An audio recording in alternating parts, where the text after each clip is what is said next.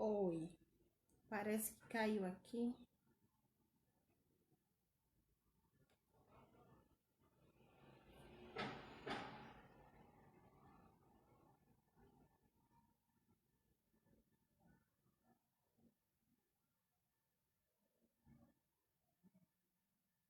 Lá estão voltando aqui, a conexão, na verdade, travou alguma coisa aqui no Face. Tecnologia me ama.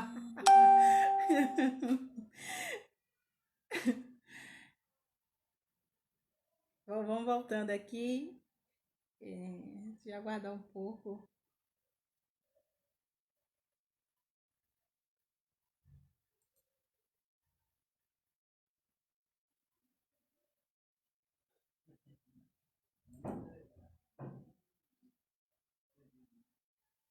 Não estou entendendo aqui.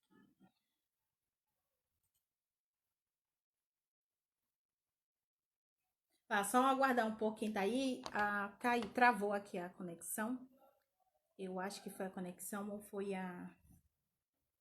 Deixa eu só retomar.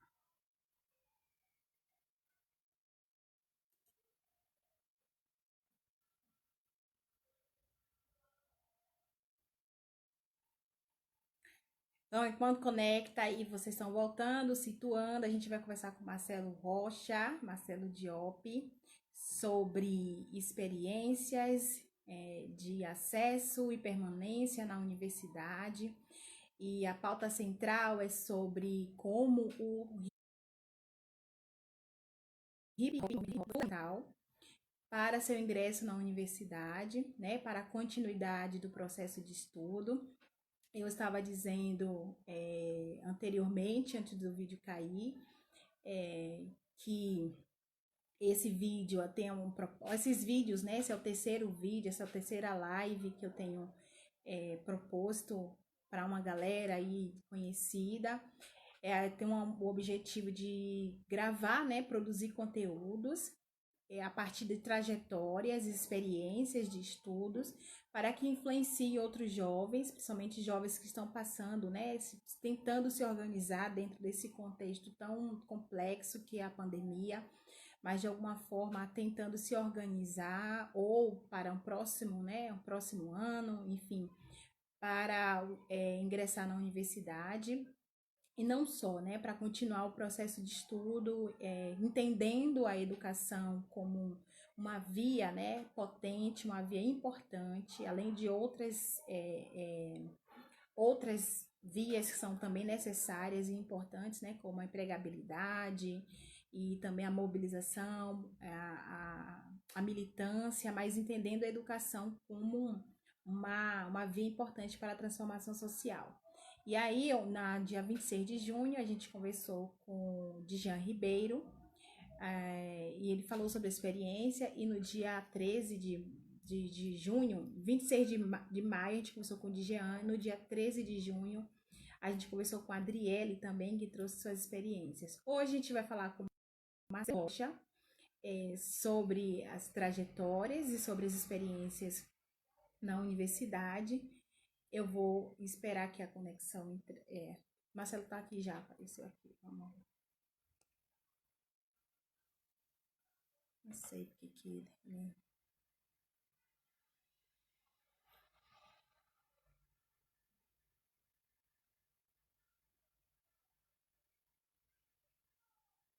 Olá, Marcelo, eu vou te chamar aqui.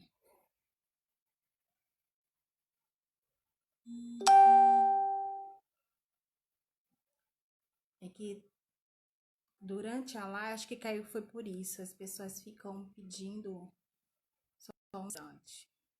Adicionar.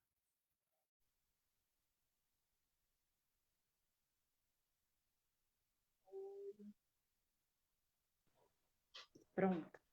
Agora, Marcelo, eu fiquei aqui enrolando aqui, tentando a conexão. Vamos lá, ó. Agora é para valer, certo? Eu fiz uma explicação inicial, entraram mais algumas pessoas aí. Eu vou situar bem breve, bem rápido, qual é essa proposta de tentando fazer aqui. Deixa eu ver. Ajeita essa câmera aí. A tecnologia, assim, ela, tipo, ela adora, ela me adora. Acho que tá bom, né? Tava bom, eu acho que eu mexi. Mas vamos lá, para quem está aí acompanhando, fique aqui. Eu vou situar bem rapidamente, novamente, para quem chegou depois. Deixa eu ver se a conexão. Pronto, vamos lá. Então, com a proposta aí de produzir conteúdo, né, material, audiovisual principalmente, que estimule, que provoque o processo, né, a continuidade, o processo de aprendizagem e de continuidade de estudos, de jovens, principalmente quem está se preparando para ingressar no ensino, na universidade, considerando esse contexto tão complexo, né, que é de pandemia e que nos exige isolamento social e que tem um impacto muito grande, né, no processo de aprendizagem, por conta de que as aulas estão suspensas, mas nesse compromisso, enquanto pessoas que vêm de um contexto histórico, vamos considerar, de uma década, né, em que houve uma grande expansão de universidades, mesmo com todas as questões que a gente pode ponderar em um outro momento, mas que houve uma expansão de universidade, política de ações afirmativas, resultado da luta histórica do movimento negro, de militantes, pessoas que deram, que foram, né, pautar a política nacional, que pautaram a política educacional também, provocaram, né, mudanças é, para a democratização das universidades. Então, todo esse processo que é resultado do movimento negro, da luta histórica do movimento negro e de ações, né, de pesquisadores, não necessariamente vinculados a uma organização em si, uma entidade em si, mas que pautaram mudanças sociais importantes na universidade. Então, a gente é fruto dessa luta histórica, né, com a expansão das universidades, com as ações afirmativas, com as cotas nas universidades. Então, nessa perspectiva, e considerando eu, enquanto educadora, que é um contexto muito difícil, é um contexto que dá vontade, né, de ser imediatista, dá vontade não, na verdade, o contexto nos coloca em uma situação imediatista, uma situação de desesperança, né, uma situação de, enfim. Então, essas conversas que eu tenho tido com alguns amigos que ingressaram na universidade é no sentido de estimular, de provocar na medida do possível, porque a gente sabe que é um contexto muito difícil, muito atípico, mas de estimular a continuidade do processo de tudo, né? Como estratégia. Então, a educação, além de outras vias, é um meio, né, para transformação social, e a gente acredita de fato muito nisso. Então, nessa perspectiva, e a ideia de live, né? Que a gente está em casa, porque a gente está isolado, porque a gente não pode ir para congresso, porque a gente quer o que a gente faz enquanto pesquisador, porque a gente não pode ir para evento, ou para esquina, conversar com um amigo, ou para casa de um amigo, discutir política, discutir uma série de questões, a gente agora faz live. Tem muitas lives acontecendo, muita gente tratando de questões muito importantes, muitos conceitos, né? Então é bem interessante acompanhar muitas discussões de intelectuais que têm trazido conceitos importantíssimos para a gente entender nosso contexto social, para a gente entender a sociedade, e eu tenho trazido uma provocação de trabalhar com trajetórias, por acreditar que as trajetórias também são importantes, de novo, não como um único exemplo a ser seguido, mas como uma possibilidade de influência, né, de inspiração, mas não como um padrão ou como regra, certo? Então, hoje a gente está conversando com Marcelo Diop, eu só que está chegando, eu estou situando novamente porque o vídeo derrubou, e aí, como esse vídeo, a ideia é que ele fique gravado para que outras pessoas acessem, principalmente alunos meus, ex-alunos, né, da minha rede. Então, só para situar, Marcelo é advogado, ele é bacharel em Direito pela UFSAL, pela Universidade de Salvador, né, Católica de Salvador. Ele é mestre em Sociologia e doutorando em Sociologia também pela Universidade Federal de São Carlos e participa de alguns grupos de pesquisas, como o grupo de CEPAIA e o grupo NADJUS, que também tem a UFSCar, e o grupo da diáspora, né? Estudos da diáspora. Então, ele vai falar um pouco sobre a trajetória e principalmente sobre o hip hop, porque, infelizmente, a gente já mudou muito, né? O hip hop já nos ensinou muito a potência que o hip hop é, a importância que o hip hop tem na sociedade, mas infelizmente a gente encontra muitos olhares, né, olhares preconceituosos, pejorativos para esse movimento que é de extrema importância.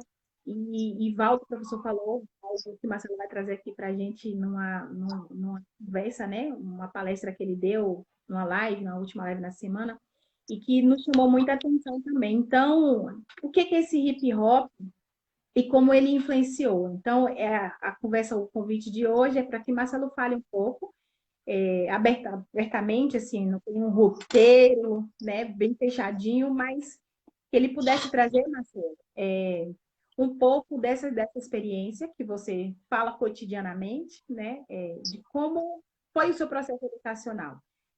E queria que você fizesse uma fala, assim, trazendo um pouco a sua experiência na infância, assim, de modo geral, né, como era a escola, o investimento da família, a valorização da educação por parte da sua família, como isso foi um ponto central para você, e depois, nas escolas da sua comunidade, se como que era o olhar das professoras, né? Enquanto menino negro na época, era um olhar de que será que as suas professoras, uma pergunta, tinha a expectativa de que você se tornaria um advogado dentro de uma perspectiva, né? Morando no bairro da Itinga, estudando numa escola pública, existe esse olhar? Você percebia esse olhar, né?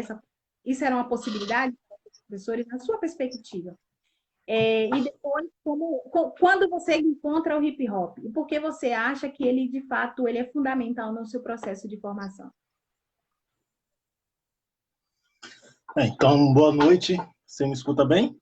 O áudio tá bom? Sim. Sim, então, boa noite a todos e a todas que estão acompanhando e quem vai assistir depois também. Conversar um pouco sobre essa trajetória aqui com Nida é uma coisa que já é no nosso cotidiano falar sobre isso. E aí é bem interessante falar um pouco e relembrar. Eu acho que a primeira coisa é saber quanto tempo tem essa live para ver o que é que eu conto e o que é que eu não conto. Porque muita coisa. Mas pensar sobre trajetória, eu penso, você pediu para falar primeiro sobre a minha infância. Antes disso, só para reforçar, eu sou doutorando em Sociologia, mestre em Sociologia e bacharel em Direito, advogado. Faço parte do grupo de pesquisas NEDJUS, que é o Núcleo de Estudos em Direito, Sociedade, NEDJUS, Núcleo de Estudos da Justiça, Direito e Sociedade. Faço parte também dos estudos da diáspora, lá da UFSCar também, e faço parte do grupo de estudos Direito Afro-Brasileiro no CEPAI e UNEB, com o professor Célio São Bernardo.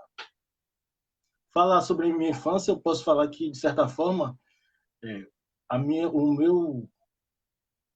inserção na educação durante a infância foi, de certa forma, privilegiada em relação a outros jovens, outras crianças da minha época. Naquela época, década de 90, o Brasil vivia um cenário bem complicado, né? Que pode se comparar, em certa medida, com o cenário de hoje, mas num processo diferente, né? Que era um país que saía de um regime militar, início da democracia e tal, e hoje a gente parece que está voltando para uma ditadura militar, né? Então, são processos que, de certa forma, se aproximam mais de forma inversa. Eu tive o privilégio de estudar em escola particular, não uma escola particular grande, mas uma escola particular de bairro, que era a Escola Cristiane aqui na Itinga, bairro onde eu nasci, me criei e moro ainda. Era a Escola Cristiane, que era uma escola privada de bairro, e eu estudava nessa escola por conta de bolsas de estudo que meus pais tinham por conta do emprego. Então, naquela época, tinha aquela coisa de você trabalha numa empresa, a empresa disponibilizava um valor, um recurso para custear a educação dos filhos. Então, eu estudei na Escola Cristiane. Eu sempre fui um menino, uma criança bem ativa e também, de certa forma, bagunceira na escola, mas também sempre fui respeitador, assim. Então, eu posso dizer que eu era daquela criança que aprontava, mas respeitava. Sempre respeitei os professores, então se eu estivesse aprontando e me chamasse a atenção, eu prontamente ficava tranquilo e obedecia. Eu costumo falar que eu acho que eu bati recorde de ficar de castigo na Cristiane, assim, porque eu acho que numa semana, eu acho que 4 dias eu ficava lá escrevendo, não devo conversar, não devo jogar bola, não devo isso, não devo aquilo. Aquele método de escrever no caderno 3, 4 folhas de castigo. Então, minha infância na educação foi bem assim. Eu tive a influência pela leitura por parte de meus pais, minha mãe sempre compôs gibis, Turma da Mônica, Cascão, principalmente, que era o que eu mais gostava, assim. Então, acho que o meu processo na educação, no ensino fundamental, até o quarta série, né, naquela época que hoje é o quinto ano, de certa forma foi tranquilo. Eu tinha essa possibilidade de estudar na escola privada, algo que naquela época eu acho que para a realidade que eu estava inserido não era um privilégio de muita gente. Então, eu tive essa possibilidade. E aí, pulando um pouquinho, quando eu saio da quarta série, porque até a quarta série eu estudei na Cristiane, eu fui para o Colégio Alfredo Agostinho de Deus, que aí já era uma escola estadual, era uma escola que tinha quadra, era uma outra dinâmica escolar, enquanto a Cristiane era uma escola pequena, que todo mundo se conhecia, a diretora conhecia todo mundo, o pai de todo mundo, eu saio da Cristiane e vou para o Alfredo Agostinho de Deus, que é uma escola maior, que tinha quadro, que a gente tinha uma maior liberdade do que tinha na Cristiane. Então, esse processo eu penso que isso foi um divisor de águas para mim, assim, porque eu saí de uma escola privada e fui para uma escola pública, e nessa escola pública eu fui fazer a quinta série, e eu perdi 2 anos seguidos. Eu só queria jogar bola, só queria jogar videogame, e perdi 2 anos seguidos. E aí, isso serve também para a gente desmistificar essa imagem de que a universidade é um espaço tão distante ou é um espaço de pessoas notáveis e tal. Eu também mostrar que eu também não fui um estudante CDF dos mais dedicados que tirava as melhores notas. Eu fui um estudante normal, mediano, que, de certa forma, me esforçava, tinha um acompanhamento dos meus pais em relação à educação, que isso foi uma coisa que sempre foi muito presente lá em casa, a importância da educação. Então, isso também me possibilitou criar um caminho. Eu perdi 2 anos seguidos no Alfredo Agostinho de Deus, e aí minha mãe me tirou de lá, porque ela viu que não estava dando muito certo. E aí, quando foi no terceiro ano que eu fiz a quinta série, na época existia aquela dinâmica de que se você perdesse 3 anos seguidos numa mesma série, na escola pública, você perderia a vaga. Só poderia estudar em escola privada. E aí, nesse terceiro ano, eu estudei, passei. Só que quando eu passei, minha mãe preferiu me tirar do Alfredo Agostinho de Deus, mais conhecido como vilão, e que tem até o estigma, né? Vilão. Na época, o pessoal falava, é vilão. Vai pro vilão, entra burro e sai ladrão. Porque é uma escola estadual, em um bairro periférico, na Itinga, então já tinha todo esse estigma. E eu saio do Vilão para o Salão de Coelho, em que era uma escola pública, mas era uma escola municipal, então a relação era muito mais próxima de diretora, funcionários, professores. E aí no Salão de Coelho, isso em 2000, em 99, 98, eu acho. Eu passo a ter mais atenção com estudos, e lá no Solange tinha alguns programas, tipo de esporte, de futebol, futsal, vôlei, e que incentivava a gente a ter boas notas para poder participar. Então, eu estudo no Solange Coelho de 99 a 2001, isso até 2001, que eu fiz a sexta, a sétima e a oitava, e aí eu retorno para o Vilão, para o Alfredo Agostinho de Deus, que aí eu vou fazer o ensino médio lá. Nesse período de 2001, entre 98 e 2001, é quando eu conheço o hip hop. Eu conheço o rap a partir de... Primeiramente, Negritude Júnior. Tinha uma música Gente da Gente que começava o Mano Brown fazendo um improviso, e a gente não sabia nem o que era aquilo, só sabia que era uma coisa diferente. E aí, se não me falha a memória, a história é mais ou menos assim. Meu irmão, Luizinho, e meu primo, Marcos, eles foram comprar uma fita cassete de uma banda de reggae, eu acho que era Papoula. E quando chegaram lá para comprar a fita, na época era fita cassete ainda, para ter ideia de quanto tempo tem isso. 98, 97, 98. E aí não tinha mais a fita, e aí eles ele comprou a fita do Racionais, Sobrevivendo no Inferno, de 1998. Eu acho que essa fita e esse momento foi um divisor de águas para mim, de entender, passar a entender a partir da música, a partir daquele estilo musical, a minha realidade, o que aqueles caras estavam cantando, o que eles estavam falando, explicava muitas das minhas experiências enquanto adolescente, negro, morador da Itinga, bairro periférico, que tem uma série de estigmas, uma série de estereótipos que são colocados para a gente. Então, a partir do Racionais, eu comecei a entender um pouco essa dinâmica e passei a buscar outros grupos e tal. Mas o Racionais é marcante porque a primeira música, a segunda faixa do disco, ele começa informando algumas estatísticas da época. Então, ele fala 90% dos jovens de periferia sem antecedentes criminais já sofreram violência policial. Aí ele vai falando, a cada 4 pessoas mortas pela polícia, 3 são negras. Nas universidades brasileiras, apenas 3% dos alunos são negros. A cada 4 horas, um jovem negro morre violentamente em São Paulo. Então, ele fala de 4 dados estatísticos que falavam de um contexto nacional, apesar de ser localizado em São Paulo, conseguia atender a uma demanda que era gigantesca em relação a todo o país. Então, esse CD para mim foi um divisor, porque a partir desse disco eu comecei a criar curiosidade, então fui buscar quem era o Racionais, fui buscar outros CDs que eles já tinham lançado antes, procurar ouvir outras músicas de rap, e a partir daí eu fui construindo uma identidade racial mais forte, uma identidade enquanto jovem negro de periferia mais forte, entender aquela mensagem que era uma mensagem de denúncia, mas também era uma mensagem de informação.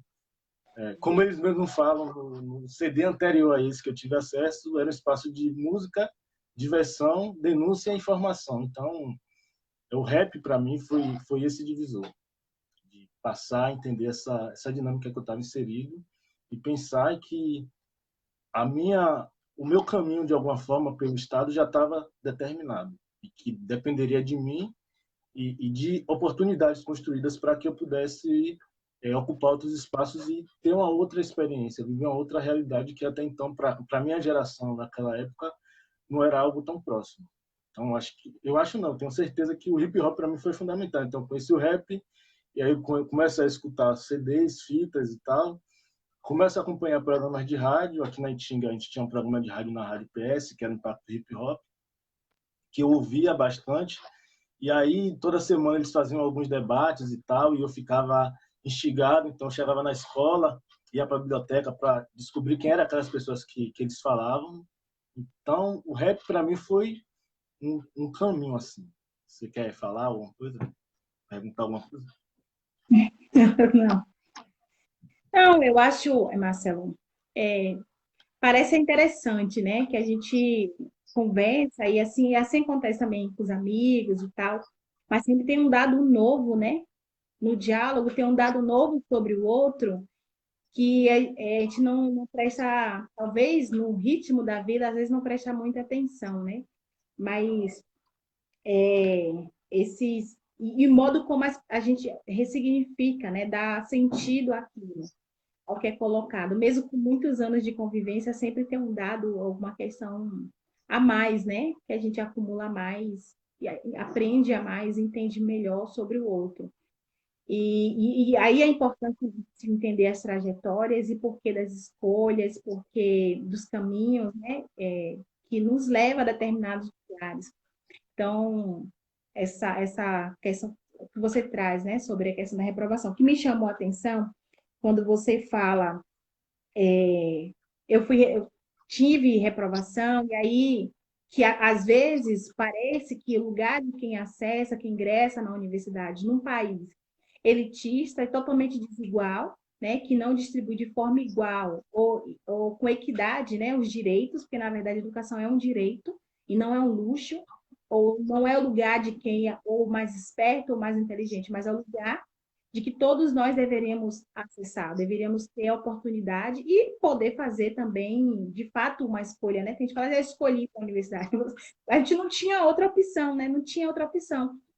Tinha que ir considerando a vida, né? E o contexto que a gente vive, né? Então, tem gente que vai fazer outras, que, na verdade, não teve escolha, mas teve que ingressar no mercado de trabalho de uma forma muito... O Jean fala sobre isso, né? No dia 20, na live anterior, né? Terminou o ensino médio e já foi ingressar no mercado de trabalho, porque a vida tem pressa e tem exigência. Ele vai só trazer a questão, entender a importância de entrar na universidade, ou ver como possibilidade anos depois. Então, esse lugar de que se trata a universidade como, como lugar dos excepcionais, como lugar dos nerds, como lugar dos... só foi porque é muito inteligente, a gente acaba virando até as... Ah, você é muito inteligente, por isso que você foi. Na verdade, não, né? Tem uma perspectiva de organização, sim, pessoal, de ter estratégico e tal, mas eles se entendem como direito. Aí você traz a questão, né? Pela perspectiva, eu não seria eu não seria um bom aluno. O que é um bom aluno, né? O Marcelo Paixão fala sobre isso. O que é um bom aluno? Então, você é uma pessoa que entendeu a educação muito cedo, foi estimulado muito cedo, né? Assim, pela família. Eu queria que você falasse um pouco mais sobre isso, desse lugar de... E aí, você traz uma coisa, de quando você encontra uma professora, assim, não precisa citar, mas assim, como encontrar os ex-professores, às vezes, pode ser um sentido de comemoração, falar que bacana, né? Você continuou os estudos e tal, e para alguns professores é assim, como assim você conseguiu? Então, eu queria que você falasse também um pouco disso, assim, né? Desenvolvesse um pouco mais sobre essa questão da universidade, não como lugar dos excepcionais, mas como lugar de direito. Você falando agora, eu lembrei de algumas coisas que eu acho que é interessante colocar, assim, porque quando eu trato por alto, de alguma forma, um período, acho que eu pulo algumas experiências que são importantes. Então, acho que tem algumas coisas que eu vivi na infância, por exemplo, que essas coisas não aparecem no diploma, não aparecem na dissertação. Quer dizer, às vezes aparece na dissertação, na tese, quando a gente escreve os agradecimentos e as considerações. Mas, por exemplo, na minha infância, eu carreguei carrinho de mercado. Eu acho que isso é uma experiência comum de grande parte dos jovens da minha idade. Jovens da minha idade, não. Das pessoas que cresceram na mesma época que eu. Carrinho de supermercado, entregar panfleto na rua de supermercado, de fazer uma série de correrias na infância para ganhar uma graninha e ajudar de alguma forma em casa ou comprar uma merenda e tal. Então, essas experiências também influenciam na nossa trajetória. Sobre essa questão do hip hop e tal, eu acho que antes dessa coisa do professor, eu acho que uma coisa importante colocar é sobre o quanto o hip hop me potencializou para despertar ainda mais o meu senso de curiosidade, de tentar entender algumas coisas, de tentar pesquisar algumas coisas. Como eu vinha falando, a partir desse programa de hip hop, o Impacto do Hip Hop, que era apresentado por Cláudio Nem, por Vicinho Yogi, por Ricardo Andrade, que eram da pós-PCE na época, posse de conscientização e expressão, eu comecei a acompanhar, comecei a buscar, pesquisar algumas coisas. Então, os caras falavam de um tema no sábado, durante a semana eu procurava na biblioteca, ia estudar, ia entender o que era aquilo e tal. E aí eu comecei como o programa tinha vários sorteios e tal, perguntas, eu comecei a ligar para esse programa constantemente e responder as perguntas e ia ganhando alguns prêmios e tal. Isso aconteceu, acho que umas 2 ou 3 semanas seguidas, até que os caras me convidaram para conhecer a posse e me proibiram de ligar para concorrer a esses prêmios, porque já estava ficando chato. E aí eu fui para a PCE, e aí na PCE que é um divisor de águas para mim, assim, que eu conheci o hip hop de fato. Até então eu conhecia o rap.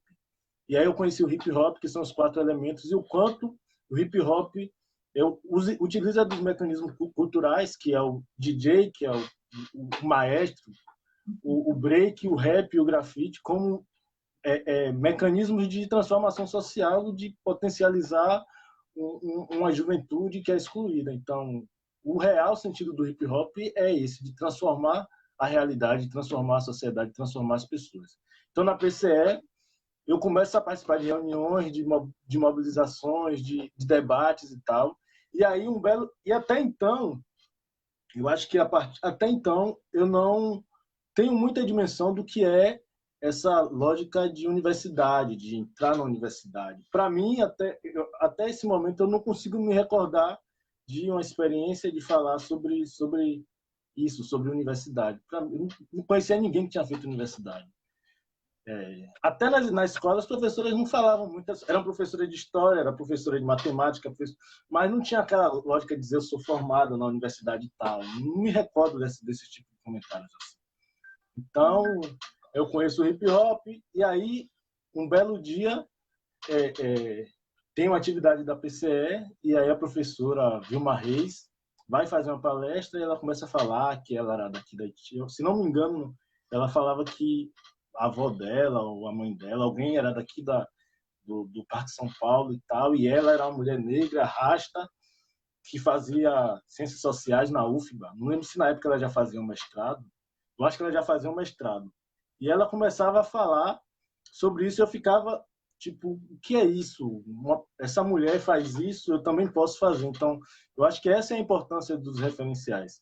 Eu tive toda uma influência familiar, assim. Eu posso falar que eu fui, de alguma forma, eu tive uma vantagem em casa. Eu tenho eu e meu irmão e de alguma forma, a realidade daquele momento me possibilitou ter experiências que meu irmão não teve, porque ele terminou, ele estudava e já começou a trabalhar com meu tio por conta das demandas, e eu, por ser mais novo, eu de alguma forma tive não fui logo para esse caminho. Eu continuei estudando e isso me possibilitou também outros caminhos e conhecer outras pessoas. Então também desmistifica essa coisa do inteligente que conseguiu. Eu acho que são contextos e trajetórias e experiências que também definem isso. Então eu conheci Vilma e eu disse, a partir do dia que eu conheci Vilma, eu lembro como hoje foi aniversário da PCE, eu acho que foi em 2002, se não me engano. Ela fez essa palestra e eu fiquei, o que é isso? A partir de então, eu só pensava, quero fazer ciências sociais, quero fazer ciências sociais. Então, a importância desse referencial.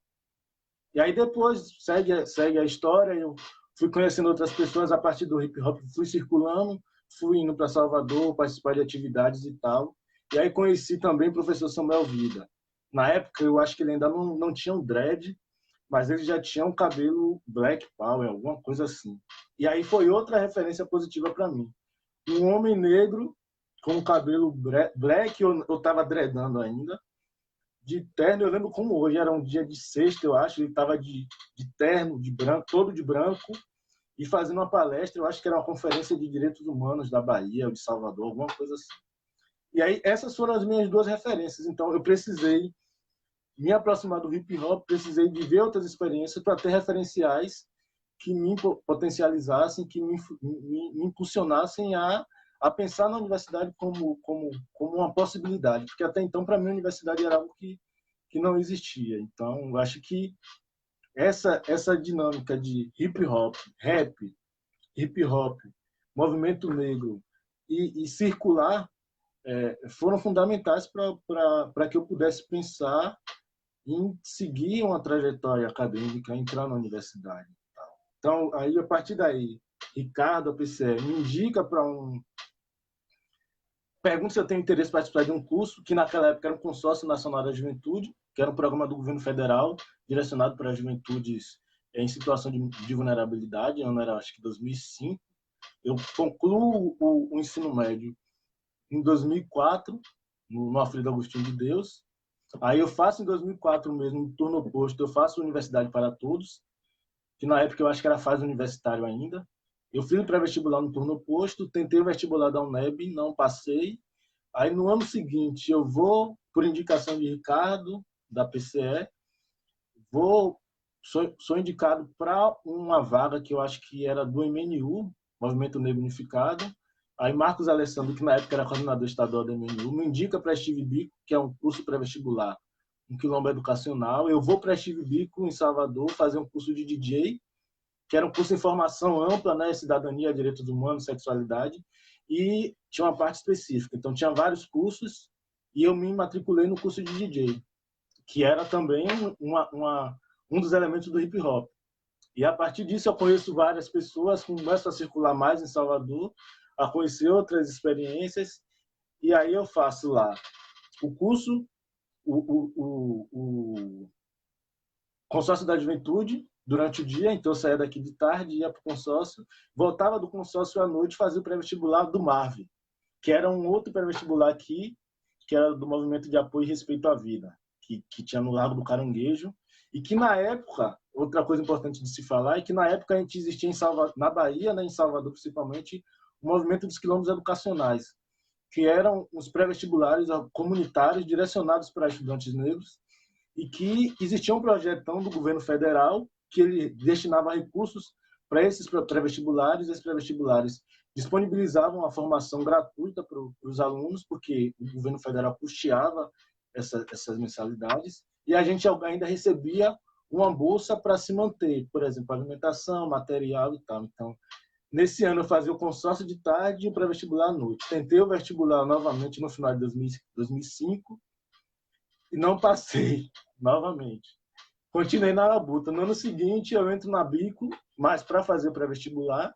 Aí fiz o pré-vestibular da Bico nesse mesmo projeto dos quilombos educacionais, em 2006.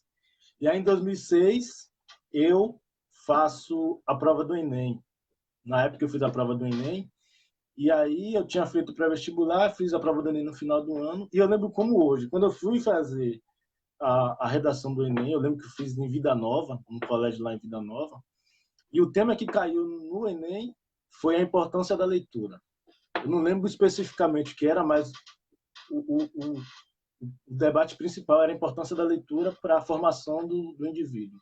E era algo que a gente discutia muito no hip hop, sobre a importância de estudar, de conhecer sua história, de pesquisar, de ler. Então, eu escrevi a redação assim, no embalo, consegui uma boa nota no Enem, e aí consegui, em fevereiro de 2007, a bolsa integral para o curso de Direito na Universidade Católica de Salvador. Então, quando eu vejo hoje, por exemplo, as pessoas discutirem e falarem sobre a política de ação afirmativa, ou falar sobre as políticas de inclusão. Por exemplo, essa semana a gente tem a saída de um ministro da Educação, que o último ato que ele assina é uma portaria que desestimula as universidades a criarem políticas de ação afirmativa na pós-graduação. E aí eu lembro de toda a minha trajetória que eu fui fruto de todas essas políticas. Eu fui fruto das políticas do pré-vestibular público do Estado, fui fruto das políticas de projetos de inclusão para a juventude, fui fruto das políticas dos quilombos educacionais, da Steve Biko, do Marv.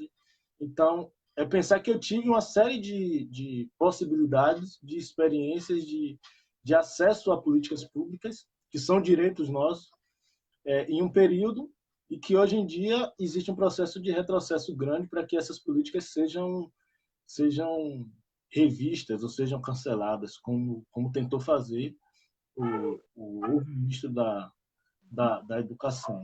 Então, é pensar que toda essa trajetória é permeada por pessoas, por experiências, por convivências que a gente vai tendo nesse caminho e vai percebendo que vão te orientando a fazer, de alguma forma, escolhas que dependem também de possibilidades que sejam construídas.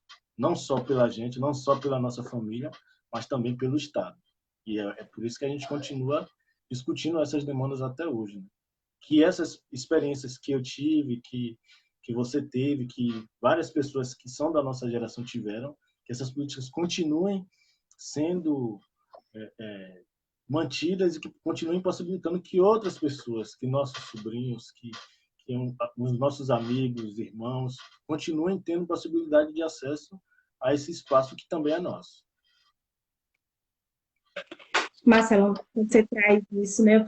Eu fiquei aqui pensando o quanto parece que na nossa rede tá todo mundo falando, né, da importância, e aí uma rede nossa, enquanto rede social mesmo, da importância das políticas de ações afirmativas nas universidades, né, por conta de toda a história, né, da educação no nosso país.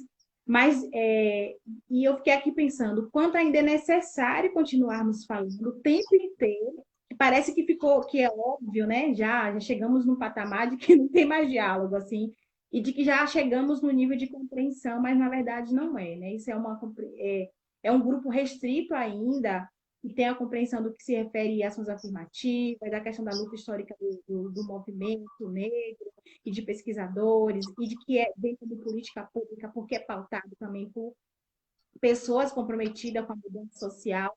E eu acho que quando você traz isso, né, mais uma vez, de extrema relevância, e nunca vai, infelizmente, a ideia é que a gente consiga chegar em outro projeto de sociedade, né? Tem feito uma discussão muito bacana com o grupo do CEPAIA, com o professor Sérgio, e aí nessa perspectiva de um outro projeto de sociedade, né? Mas a gente ainda está na via das políticas públicas como possibilidade, enfim. Então, eu fico pensando essa compreensão da educação enquanto direito, né, que é importante pautar, e que é resultado, prova de que é resultado de luta histórica, essa, principalmente se a gente considerar a última década, né, é que quando há uma mudança de governo, na gestão, você percebe-se quantos retrocessos educacionais a gente vem enfrentando, né, corte, no caso da lei, né, que foi revogada, que estimula as universidades a implementarem políticas de ações afirmativas na pós-graduação. Então, a Na gente verdade, é uma precisa normativa, né? ficar... Oi? Na verdade, é uma normativa, não é uma lei. É uma norma que incentiva que os programas de pós-graduação É criem, uma portaria, criem, foi revogada a portaria, exato. Exato. criem Eu uso uma, o termo correto do direito. Revogou a portaria. Se for o direito é muito chato. Mas, assim, revogou a portaria, né? Então, é isso. E a gente precisa ficar, de fato, vigilantes, né? E o máximo de possibilidades de formar as pessoas, a gente vai conseguindo criar corpo para tentar manter, evitar, né, o dirimir alguns retrocessos. E aí eu fico pensando, como um país é tão desigual, são tantas desigualdades que parece que a gente ainda fica se apegando a exemplos, né, que são importantes, mas alguns exemplos, ou um ponto específico, algo específico que aconteceu. E aí, para entender que é contexto, né? Você traz a questão do contexto, quando fala, constitua, né? Mais uma vez, não é lugar da excepcionalidade, a universidade, mas tem muito a ver com o contexto, o momento histórico que estava vivendo. Então, você cita, você, por exemplo, não precisou imediatamente trabalhar em relação ao seu irmão, mas isso não te faz em nenhum momento mais inteligente, sendo, na verdade, há uma diferença de contexto, momento histórico que você nasceu, que ele nasceu. Isso é muito importante para a gente pensar, porque de fato desmistifica para o jovem que está aqui, essa ideia, né, de que fulano conseguiu por isso e isso, mas na verdade tem a ver com toda uma amarração. E saber se situar em um determinado contexto histórico ajuda a gente a pensar estratégias. Então, a gente vem de um movimento de expansão grande, e aí a gente tem agora tantos processos na educação. E como é que a gente vai lidar com isso, né? Com o sucateamento das universidades? Aí você cita uma fita. Uma fita foi um divisor, você usa esse termo, divisor de água. Então, às vezes é um livro, é uma fita, é um amigo, né? Que é uma influência, você citou a Vilma Reis aqui. E aí, no meu caso, Patrícia, no meu bairro também foi uma referência importantíssima. Então, o que é a universidade? Não tinha ninguém, né, que eu conhecia. Tinha um professor, um tio de São Paulo e tal, mas eu não tinha contato, não sabia. Enfim, só conheci depois que eu fui para São Paulo. Mas, assim, Patrícia, que já fazia história na UNEB, eu acho que ela está até por aqui, que era uma referência, era tão bom ouvir Patrícia, né? Uma historiadora ali se formando. Então, é alguém que me inspirou. Eu tinha 14, 15 anos. Então, foi uma inspiração para mim também, de ver a universidade como uma possibilidade. Até então, não tinha ninguém que tinha ingressado do meu ciclo. Então, ficar ali, né, se inspirando, aprendendo, tentando entender todos aqueles dados históricos, salve Patrícia, foi muito importante para a minha formação. Então, mais uma vez, como esse lugar que a gente às vezes pensa que não, né? Ou às vezes até se limita a ter receio, porque eu tenho medo das questões das representatividades, uma perspectiva de padrão, né? Eu já coloquei aqui, mas de fato a representatividade importa sim, nos influencia sim, nos ajuda a nos organizarmos, tomar algumas decisões na vida, entender o nosso contexto. Então, acho que isso foi um. Você ia falar alguma coisa aí? quando você fala sobre essa questão de contexto, e aí é importante pensar o quanto isso de fato é relevante. Eu falei dessa minha experiência, da experiência do meu irmão.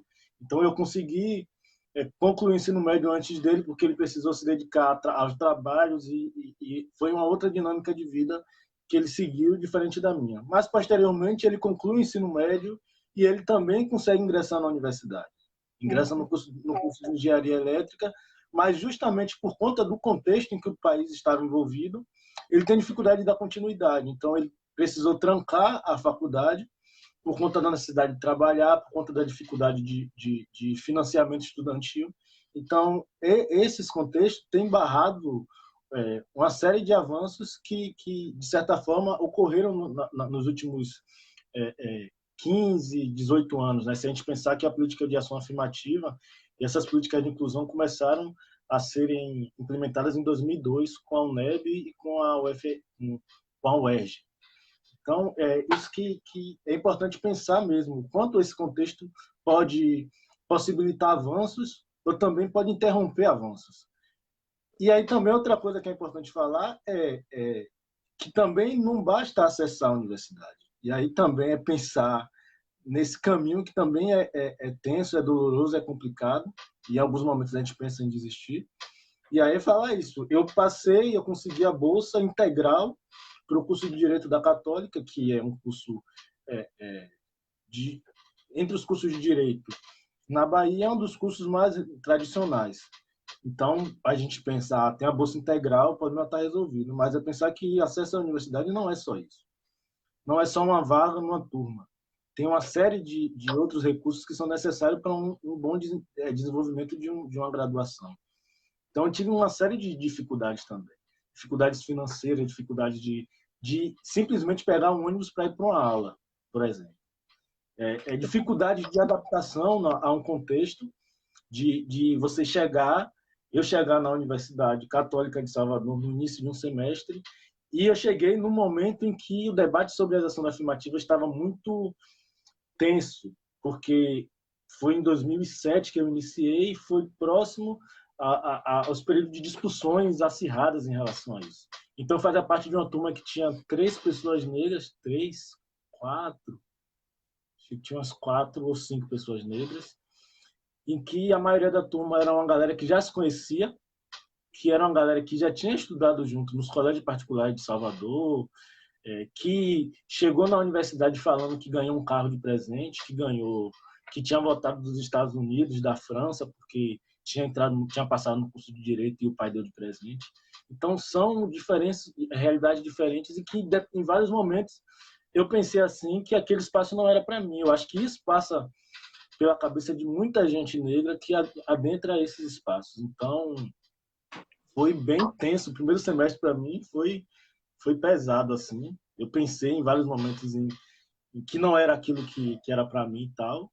Não por falta de capacidade, mas por dificuldades materiais, que houve períodos que foram bem complicados mesmo, assim, de passagem de material e tal, mas felizmente pouca gente até sabe, acho que pouca gente sabe que eu pensei em desistir, acho que só você até aqui, mas em determinado momento eu pensei de fato em abandonar e tal, porque a situação estava bem complicada, para grana para transporte, para material, para comprar o Vadmecum, que é aquele livro grossão que todo mundo acha fantástico carregar, mas ninguém imagina o custo que tem e a demanda de livros, de, de materiais, livros, xerox e tal. Então, tanto que eu terminei a graduação com poucos livros, com um monte de xerox e poucos livros, porque a dificuldade de acessar não era tão simples assim. Então, os primeiros meses, e aí eu vou falando e vou lembrando de coisas. Eu entrei no primeiro semestre, quando eu entrei, eu estava trabalhando ainda, eu trabalhava no programa Jovens Baianos. Então, nos primeiros semestres, eu ainda estava numa situação, financeiramente falando, mais tranquila, porque eu tinha um emprego fixo, então eu trabalhava o dia todo e estudava à noite. E aí, no segundo semestre, foi o momento mais tenso, porque eu saí do emprego, encerrou o contrato, saí, e aí que a situação ficou bastante complicada. E aí eu trabalhava com esse debate de direitos humanos, trabalhava com juventude, e era de certa forma, continuando o processo pelo qual eu fui formado. Então, eu trabalhava no Nordeste de Amaralina e na Boca do Rio com jovens. Eu tinha, na época, 20, hoje eu fico pensando, eu tinha 21 anos, 22 anos, e eu trabalhava com jovens de 17, 18, 19 anos, dando formação sobre direitos humanos, cidadania e tal, e discutindo justamente essa importância das políticas públicas para a juventude e para a adolescência. Então, a gente tem um caminho que é árduo até chegar à universidade, mas também, depois que a gente entra na universidade, o problema não está resolvido. A gente tem uma série de demandas de permanência e que também é necessário que sejam atendidas. Manter dentro da universidade, de certa forma, às vezes, é até um pouco mais difícil do que entrar. Porque entrar, você se prepara, você faz uma prova e você pode ser aprovado ou não. Você pode ser aprovado. Mas depois você ficar 5 anos cumprindo aquela rotina e dependendo de vários recursos, materiais e tal, então isso é complicado. Mas, felizmente, eu consegui concluir o curso. Concluí assim, no meado do curso eu consegui um estágio no escritório em Salvador, e foi o que me ajudou a dar continuidade na metade do curso para o final. E aí eu consegui ter mais uma estrutura e tal, apesar do processo ser mais cansativo, então a gente fica sempre naquela. Nunca é uma situação, como é que eu posso falar? Uma situação adequada, assim, pensando, porque eu lembro que no meu 2 últimos semestres, no último semestre praticamente não dormia, assim, porque eu estagiava o dia todo, eu tinha aula à noite, tinha TCC, tinha OAB, eu dormia uma média de 2, 3 horas por dia, e o resto era nessa correria para cima e para baixo. E aí a gente tem uma outra demanda do curso de Direito, que é um curso que é um curso elitista, é um curso que depende de rede de contatos e tal, e é um curso que depois que você conclui, você ainda tem que passar na prova da OAB, que esse aí é um outro processo de recurso financeiro para bancar cursinho preparatório, que a gente sabe que a formação na universidade você tem que revisar tudo, tem que estudar, tem que se preparar especificamente para uma prova, e de certa forma a graduação inteira não dá conta disso, dessa preparação. E aí um curso para a OAB é um valor alto, além dos materiais, de todos os recursos que você tem que investir. Tem que ter um computador, se você fizer AD, eu tenho que ter grana para ir. Então, eu não lembro do número de cursos da OAB. Eu acho que eu acho que eu fiz uns 5 cursos da OAB até passar. Todos esses no cartão de meus pais, e tendo que pagar, e tendo que trabalhar e tal. Então, é um processo bem complicado. Mais uma vez, tipo, de novo, né? E aí, porque eu tenho. Você costuma dizer assim, né? Você se justifica demais para quem tem razão. E aí, eu acho que tem uma coisa muito com a autocrítica, né? O tempo todo ficar fazendo autocrítica, com a importância de fato de fazer, né? É uma live como essa, dentro de tantas lives, tantas coisas boas acontecendo de gente que tem faltado, né? Tem se preparado bastante, estudado e apresentando importantes conceitos que têm formado mesmo as pessoas. E a gente, com essa carga de trabalho, com tantas outras coisas, acaba fazendo uma proposição de uma live boa, tranquila e tal. Mas aí você traz mais elementos, né? Assim, foi a Fita, foi o amigo Ricardo, foi a galera da PCE, foi a galera do Fúria, né? Como o hip hop chega para você. Então, parece vários retalhos, né? Da vida que vai nos formando, né? No meu caso, Patrícia, que traz a experiência, os relatos, as histórias e todo o conhecimento da sua vivência na universidade e vai formando. E aí, nessa autocrítica, pensando, não é coach, né? Inclusive, na outra live, não é coach, não é tipo autoajuda, né? É a vida mesmo, é a realidade como experiência, né? Até porque a gente não tem nenhuma habilidade ou preparação, formação para isso, é a vida compartilhada. E como essas vidas também nos influenciou, como você o tempo todo está colocando, né?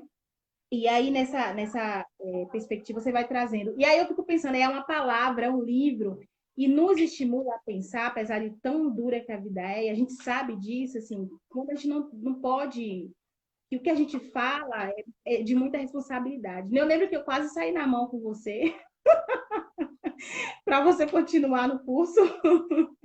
Não, tem que continuar. Porque, assim, em 2007, eu não estava nem na universidade, mas eu sabia que eu tinha a experiência de várias pessoas, por estar no movimento social ali, e ver, né? E várias pessoas que falavam desse lugar de estar na universidade, mas eu já sabia que era algo muito importante. Bom, eu entrei na universidade em 2010, eu concluí o ensino médio em 2008, acho que no ano seguinte. Mas você ingressou e, tipo, você não tinha que desistir, eu não queria saber dos desafios, mas era muito bom, porque a Patrícia falava que era muito bom, e porque a gente via várias pessoas que estavam nesse espaço. Né? De novo, para reiterar, não é o único lugar. O fato de quem não acessou, ou que não pretende acessar, não significa que tem menos, ou que tem menos, assim, não tem menos dignidade, não é isso que a universidade faz Mas, isso. Ela faz, infelizmente, ela faz isso, né? Ingressou e tal. Não é isso, porque a gente também tem. Agora, ela tem que ser apresentada como direito. Se ela foi nos como possibilitar uma possibilidade. Como uma possibilidade. você acha que não. Vou fazer um curso profissionalizante ou ter uma emergência da vida, mas ela precisa estar na vida das pessoas, e principalmente da população negra, primeiro enquanto direito. E aí, a partir do direito, a gente, de fato, pode fazer a chamada escolha, porque não são escolhas, né? Então, se ela vem como negação histórica, então não é uma escolha. Então, mas, enfim, quem segue outros caminhos, que tem, eu falei no início, né? Tem gente que nos influencia muito mais pela postura de vida e pela atitude do que pela formulação de um conceito, né? Que, enfim, e tem gente que faz os dois muito bem, né? É muito teórico e também tem uma experiência de vida que nos inspira. Então, isso que você traz é bacana. E aí, eu estou Eu, tentando ver aqui, a Angelita falou algo, e tem uma pergunta também. Peraí, mas vá coisa que eu vou localizar aqui, porque parece que sumiu. essa coisa das experiências, a gente vai falando e vai lembrando de coisas. E eu lembro que quando eu, nessa transição de PCE, Bico, aí eu entrei no MNU, participei do MNU, a escola, MNU, Movimento Negro Unificado. E eu lembro que na época tinha uma galera que já estava na universidade. Eu lembro que Reginil de Feira de Santana já estava na universidade, Karine já estava na universidade, Elane já estava na universidade, eu acho, nessa época. Urânia, tinha uma galera que já estava na universidade e que, de alguma forma, influencia a gente a pensar nesse caminho como uma possibilidade. Eu acho que é essa questão quando você coloca. Isso aqui não é um coach de como entrar na universidade, é um compartilhamento de experiências. Eu acho que a nossa história é marcada por experiências, a gente faz questão de sempre resgatar a história da população negra e contar como essas experiências possibilitaram transformações sociais. E aí pensar o quanto essas pessoas que estão no nosso entorno, no nosso caminho, influenciam positivamente. E aí pensar que a universidade não é o único caminho. Existem vários caminhos, mas é importante que esse caminho seja uma possibilidade, seja uma alternativa plausível e possível para as pessoas. Que não seja que a universidade não seja acessada porque as pessoas não podem acessá-la, mas porque as pessoas têm a possibilidade de escolher outras coisas.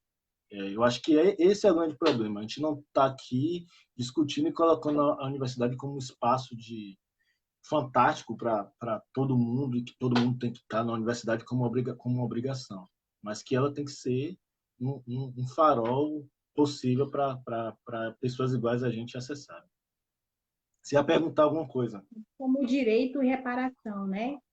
É como uma vez que foi nos negado, né? Como enquanto possibilidade, enquanto direito de reparação histórica também, né? E de processo de. E aí tem a ver também. E aí você fala uma coisa que é legal, assim, não é só ingressar, né? É ingressar. E até porque ela pode ser também um lugar de violência, né? Pelas epistemologias, pela bibliografia, pelos textos que a gente é obrigada a ler, que não tem nenhuma relação com as nossas experiências, das nossas comunidades, e que não oferece, muitos deles, alternativas para as nossas comunidades, para as nossas famílias. Então, a universidade ela também tem esse viés, né, de que se a gente colocar lá num patamar muito sem entender lá a partir de uma perspectiva crítica também, né, de que a gente acaba entrando, consumindo chamados cânones, os livros dos clássicos, e de fato a gente voltar para a nossa comunidade e, mais uma vez, reforçar a ideia que, infelizmente, isso eu gostaria muito sim, de falar, de que, infelizmente, por conta da desigualdade educacional que a gente vive, né? Muitas pessoas entendem como aquele que foi para a universidade como soberbo, como arrogante, quando, na verdade, quem ingressou, principalmente nós negros e pobres, ingressou porque a gente, de novo, resultado da luta histórica, de muitas pessoas que nos antecederam, e ingressou como lugar de direito. E o fato de ter ingressado não significa estar no lugar superior a das pessoas do seu bairro, da sua família, que não ingressou. Só que aí, o fato de você ingressar, você tem um ritmo de vida, um ritmo de estudo, um ritmo de prioridade. Né? De repente, você não vai estar todo final de semana no bar, mas isso não significa que você deixou de se socializar ou de entender a relevância e a importância que a sua comunidade tem para você. Mas naquele momento de formação da sua vida, na verdade, é quase uma obrigação sua, até para se manter estudando, comprar livro ao invés de beber. Ou evitar um fim de semana de uma conversa, porque, na verdade, você precisa entregar o relatório. Né? Mas isso não significa um distanciamento.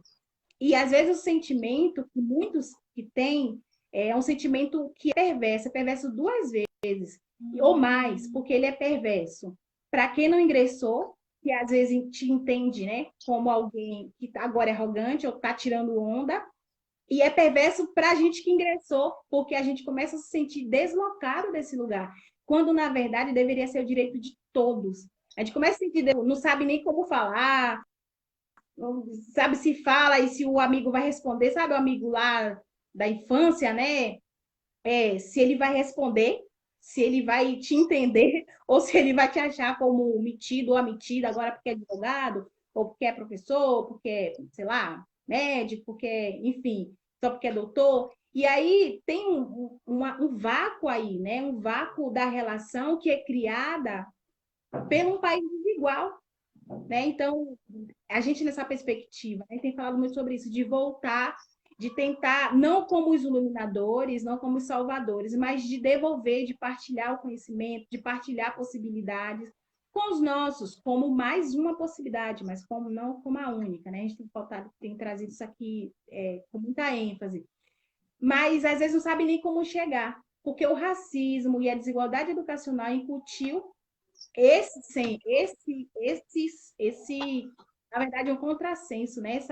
Essa imagem de que quem não mora mais no bairro, ou de quem foi para a universidade, ou quem fez um intercâmbio, ou quem fez aquilo, está no lugar. Mas, na verdade, a vida tem sido muito dura também, né? Estar na universidade que é racista, não ter a grana, você colocou aqui, né? A grana para xerox, suportar os olhares enquanto uma pessoa da Itinga, de Black Power, que ia de Havaiana. Eu confesso que eu falo, Marcelo, você vai de Havaiana? Eu vou. Era a sua estética, né? O seu corpo também falando como lugar de resistência. E esse lugar da roupa, né? Das calças largas, enfim, da estética e não sei se eu estou me referindo mais assim, do estilo hip hop como lugar de conhecimento também. E eu lembro muito bem como você ia, né? Eu vou assim para o Uxal. Marcelo antes vestia a calça 5 e ele sempre foi magrinho. Era uns 60, sei lá, a calça. E assim, esse lugar de resistência. Então, se manter na universidade, concluir, também não é simples, né? Resultado de muita luta. Estou tentando achar aqui, porque o Face vai tirando. Val fez uma pergunta, a Angelita também fez um comentário em relação como é difícil se manter, né, em universidade, num contexto tão duro, e aí ter motivações, né, ter inspirações é importante. E vou falar uma coisa que esqueci o que ia pontuar. Aí, continuando um pouco essa coisa, então essa série de demandas que a gente tem E aí pensar que a universidade não é um universo isolado, você não se isola na universidade. As demandas da vida continuam aparecendo. As demandas familiares, as demandas de sobrevivência cotidiana continuam se mantendo. Das preocupações de chegar tarde em casa demais e sempre encontrar com, com a viatura da polícia fazendo blitz e tal. Então, uma série de questões. Eu lembro que uma vez, por exemplo, eu estava indo para aula e passei por uma blitz, eu estava com o cabelo black, estava voltando, por causa da pandemia. E aí o policial parou, mandou descer, desceu todo mundo, revistou todo mundo. Eu fui o último a ser revistado. E aí ele abriu minha mochila, olhou, viu que tinha livro, que tinha texto, que tinha caneta, que tinha papel, que era uma mochila típica de um estudante. E depois que ele termina a revista, ele olha para o meu cabelo e pergunta: e aí, esse cabelo? Não tem nada aí, não pode mexer, não tem nada escondido aí, não? E aí eu olhei para a cara e disse: não tem nada escondido aqui no meu cabelo. Ele não pode mexer, não? Para ver, disse: não, não pode mexer, não, porque se você mexer no meu cabelo, vai bagunçar. Eu demorei muito tempo para ele ficar armado desse jeito. E aí, como eu era o último a ser revistado, na hora eu falei sem pensar. Eu poderia ter tomado um tapa, poderia ter passado por qualquer situação vexatória que é comum para pessoas com um perfil como o meu. E aí, como eu era o último a ser revistado, todo mundo já estava olhando para mim, estava me aguardando para subir. Aí ele olhou para minha cara, balançou a cabeça assim e disse: vá, pode subir. Então, tipo, tem uma série de constrangimentos que a gente passa na sala de entrar e o professor olhar estranho porque tem um cabelo black e tal. Mas é esse. E aí tem um caminho que continua, né? Que depois da graduação tem OAB, tem necessidade de sobrevivência, de trabalho e tal. E aí que eu fiz esse caminho de ir para São Paulo. E às vezes essa questão de distanciamento que você fala, você sabe mais que eu, que você ficou mais tempo, eu fiquei menos.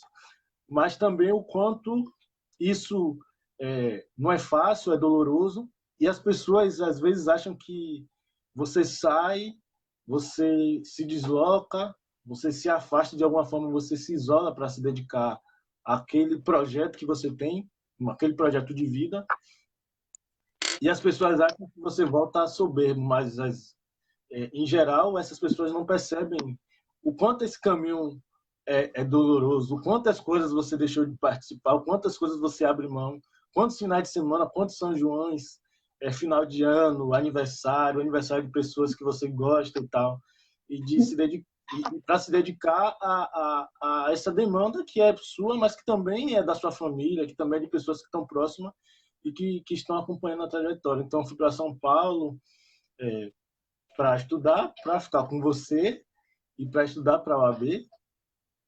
E aí, fico estudando para a OAB e também pensando, eu saí daqui já pensando também no mestrado, porque eu tinha isso também como uma possibilidade.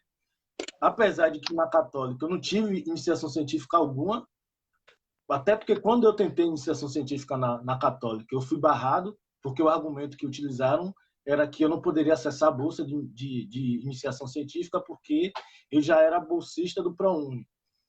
E aí seria um acúmulo de benefício. Imagina, acúmulo de benefício ter uma bolsa para participar de um grupo de pesquisa. Só que logo em seguida eu consegui o estágio, então eu acabei não participando. Mas, felizmente, em São Paulo eu consegui ter esse tempo de dedicação e conhecer várias pessoas que me ajudaram nesse processo. Então, a gente fui para São Paulo, estudei, aí eu não passei na OAB e praticamente decidi que eu ia fazer o mestrado e que a OAB ia ficar para depois. Então, elaborei o projeto, tive a ajuda de muita gente, fui convidado a participar de um grupo de pesquisa, de uma pesquisa da professora Tatiane Cosentino, uma pesquisa sobre ação afirmativa, que foi minha primeira experiência como pesquisador, de fato, de levantar dados e entender e tal. E tive uma série de pessoas que me ajudaram nesse processo. Eu consigo ingressar no mestrado, e aí eu faço o mestrado inteiro sem uma bolsa, que, para quem não sabe, a universidade pública a gente tem acesso a uma bolsa para se manter. Então, fiz o mestrado sem bolsa, com as dificuldades que eu tinha, aos trancos e barrancos, a gente se segurando em São Paulo. E aí, quando eu termino o mestrado, eu passo na OAB Não, assim que eu termino o mestrado, a gente volta para Salvador e logo em seguida eu passo na OAB. Então as coisas, de alguma forma, foram se desenhando positivamente. E aí depois eu consegui entrar no doutorado novamente. É porque a história é muito longa e não dá para contar tudo. Muita coisa para contar para É. uma conversa no Face. Mas, assim, uma coisa que é importante é pensar que esses caminhos não são frutos de uma mente brilhante, de uma mente de uma pessoa que é fantástica e que é um CDF, como é que se chama? Um superdotado. É uma mente de um jovem negro, morador da Itinga, de um bairro periférico, de maioria negra, com uma série de estereótipos, mas que teve acesso a espaços, conheceu pessoas e que esses espaços e essas pessoas e as oportunidades que foram criadas a partir da luta do movimento negro durante mais de um século, durante mais de 300 anos, a luta por acesso à educação, a luta por acesso a emprego digno, à saúde e a ingresso à universidade. Eu sou e vários da minha geração, você e vários dos nossos, Joyce, minha prima, uma galera que eu conheci, o pessoal do Neno UFBA, o pessoal do Umutu na época na UNEB, é fruto de uma luta política. Eu lembro que, falando dessa luta política, eu lembro que em 2004, não me recordo, acho que foi 2004, eu lembro que a gente organizou um evento na UFBA, Hip Hop pelas Cotas. Na época eu ainda estava no ensino médio, e teve esse evento no Salão Nobre da UFBA, Hip Hop pelas Cotas. Foi organizado pela Rede aí Hip Hop e foi um evento de uma manifestação política do movimento hip hop de Salvador e da região metropolitana em defesa das ações afirmativas na UFBA. Depois eu participei também de um ato dos pré-vestibulares do movimento negro, que ocupou a reitoria da UFBA, exigindo a aprovação das cotas raciais. Depois teve um ato na CIAD, que foi na conferência de promoção, na Conferência Internacional da África e da Diáspora, que aconteceu no centro administrativo, no centro de convenções.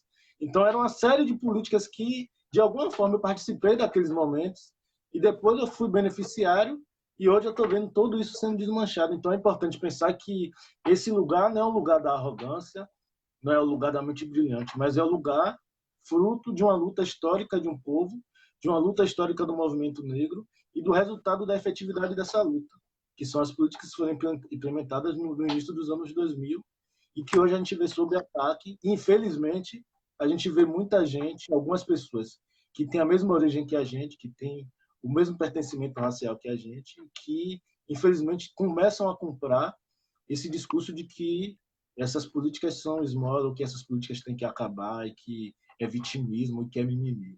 Então, é importante pontuar isso, que a gente não está no lugar da arrogância, mas no lugar de continuar lutando. Cada um luta de uma forma e a gente acaba lutando.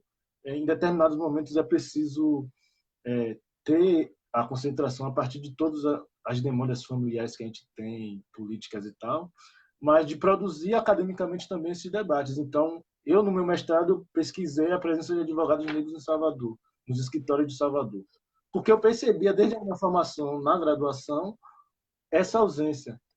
Quando eu estagiava, eu percebia essa ausência. Eu percebi essa ausência no fórum, eu percebi essa ausência nas audiências, eu percebi essa ausência nos escritórios, nos sócios dos escritórios. Então, pensar que a universidade também é um espaço de luta, é um espaço de pautar, de pesquisar e de influenciar politicamente no debate público sobre a importância de ocupar esses espaços e como esses espaços podem proporcionar a abertura de porta para pessoas que continuam aí tentando acessá-los. Marcelo, você falou aqui, eu queria interagir um pouco aqui que o pessoal escreveu, agora eu consegui localizar, assim, a tecnologia já viu, né? Eu não tenho habilidades para lives, tecnologia, estava aqui me batendo para achar os comentários para poder tentar mediar. Mas, assim, você cita, né, traz a questão da experiência do hip hop como um debate central aqui, né? Uma conversa central.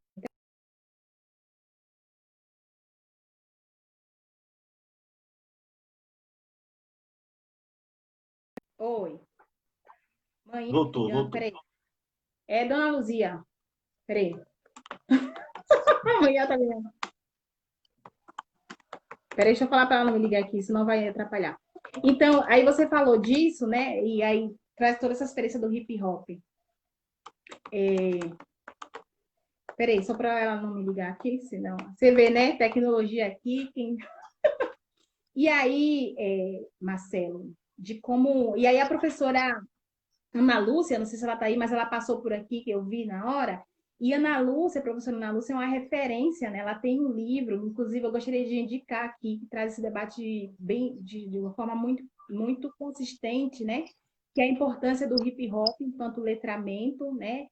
O título do livro dela é Letramentos de Resistência, Poesia, Grafite, Música, Dança, Hip Hop. Então, o livro é resultado da tese dela de doutorado, e ela fala bem sobre isso, né? Do hip hop enquanto letramento, enquanto agência, e como, deixa eu pegar aqui para produção de saberes. Então, isso que você traz, o hip hop educa, né? Existe, inclusive, letramentos sociais é um conceito, né? Que trabalha de uma forma ampla, não apenas com uma perspectiva conteudista, mas também a partir de uma perspectiva, né, de leitura ampla do mundo. Então, aprender a ler o mundo, Paulo Freire fala muito sobre isso. Né? E o hip hop é isso, ele ensina, ele provoca, ele possibilita essa leitura do mundo, né, para além da academia. Na verdade, quando a gente ingressa na academia, para muitas experiências e para muitos professores, essa experiência que vem do hip hop, que vem da comunidade, Dionísio falou uma coisa que é bacana, depois eu vou retomar, que quando a gente ingressa na universidade, a gente provoca a academia a mudar os seus conceitos, as suas epistemologias. Na verdade, a gente não vai buscar conhecimento só, né? É uma perspectiva de levar. E aí você traz isso de forma muito bacana. E aí, trazendo essa questão do hip hop enquanto letramento, quando você cita assim, que você ouvia as músicas e aí citava o nome de uma liderança, né? De um militante, e aí você falou, quem é esse, né? Quem é Malcolm X? E aí ia buscar a história, né? E aí o quanto que não se aprende a partir do hip hop enquanto um movimento de formação. Aí eu vou só para interagir aqui um pouco. Valnei fez uma pergunta, eu vou buscar aqui, Joca acabou de escrever aqui também, ó. Valnei pergunta o seguinte. Peraí, deixa eu localizar de novo. Vai lá, vai lá. Tá, ele fala assim, ó, do seu ponto de vista, o hip hop na condição de música afrodiaspórica, sabendo que sua origem foi nas periferias norte-americanas, pode ser vista como parte de um movimento de reafricanização no Brasil através da música? O hip hop pode ser visto como um movimento de reafricanização no Brasil através da música? Em resumo. Reafricanização. Eu acho que, de certa forma, o hip hop possibilita esse percurso, porque o hip hop, apesar dele ter surgido nos Estados Unidos, nos guetos de Nova York, no Bronx, ele é fruto da migração caribenha para os Estados Unidos. Então, quem são os fundadores do hip hop lá é o Afrika Bambaataa, jamaicano, o Koork, que é outro DJ, que são os principais que organizam e começam a discutir a importância de usar a cultura, de unir os elementos, unir o DJ, unir a dança, unir a arte, o grafite e o rap, como uma forma de pacificar a comunidade, de resolver as desavenças de forma a utilizar a cultura. E por ser uma cultura negra, afrodiaspórica, ela também permite esse resgate da sua história. Então, as músicas o tempo todo, principalmente as músicas, os raps na década de 80, década de 90, eles o tempo todo buscavam reafirmar essa origem africana do Brasil. Eu estou usando até a camisa dos caras aqui, que é o Fúria Consciente, que é o grupo de rap aqui da Itinga, que foi um dos importantes na minha formação, do Andy, sim, que eles conseguem fazer isso muito bem. de utilizar elementos de África, utilizar elementos de origem africana para fazer rap e utilizar isso como resgate histórico. Eles têm uma música de 98, 2000, acho 2000, que é uma música que saiu num CD daqui da cidade, Valores da Terra, que era Corrigindo a História. É uma música de 9 minutos, se não me engano, 8, 9 minutos, uma música bem longa, e que é corrigir a história, é recontar a história do Brasil a partir dessa música. Então, de alguma forma, o hip hop promove esse processo de autoconhecimento, de buscar uma origem, buscar a sua história, entender de onde você veio, entender por que você está aqui. E quando a gente faz isso, automaticamente a nossa herança histórica, a nossa origem histórica vem do continente africano. Então, o hip hop no Brasil, ele consegue fazer esse processo, consegue construir esse caminho de retorno, de pesquisa, de informação e de construção de uma mentalidade afrodiaspórica no Brasil. Isso também tem nos Estados Unidos, isso também tem no Caribe, isso também tem na Europa, com os grupos de rap, em Portugal, é, é, na Inglaterra, na França. Então, é um debate que faz parte do seio do que é o hip hop. É contar a história de fato. Como falou o Fúria, é corrigir a história. Né? Então, é esse hip hop que me forma. Esse hip hop que busca na África a explicação para a nossa existência e para o que a gente vive hoje aqui. Ó, massa. Joca fez um comentário aqui também. Tem o pessoal que está interagindo. Fernando, Isa, Mano, Isaac, na verdade, Isaac falou, Marcelo, ah, de certa forma vocês estão contando a minha história. Então, esse, na verdade, né, não é uma única história, né? São várias histórias, né, que a gente, que a sua história, que também quando a gente vai ouvir, né, Adriele falando, de Jean falando, porque é a história que atravessa as nossas experiências, né? Negras na diáspora africana, trazer o conceito que Valnei colocou aqui, né? De um momento diaspórico, que Joyce também falando aqui, e Joyce, na Pepsi, então a galera aqui interagindo, Luizinho e tal. Então é isso. Eu acho que uma coisa que é importante, a gente pode ir pensando, é que para pensar essa questão da organização, né? Aí eu estou, de fato, pensando no público que vai acessar depois também. Vocês entenderam? Minha proposição é deixar o vídeo gravado para que outros jovens, pessoas estão se preparando para o ingresso na universidade ou tentando se organizar, possam acessar. Então, e aí a conversa no live fica mais espontânea também, ao invés de gravar um vídeo que a gente tem que gravar 3.000 vezes até sair uma versão. Aquele do Congresso da UFBA, acho que eu levei uns 300 versões aqui.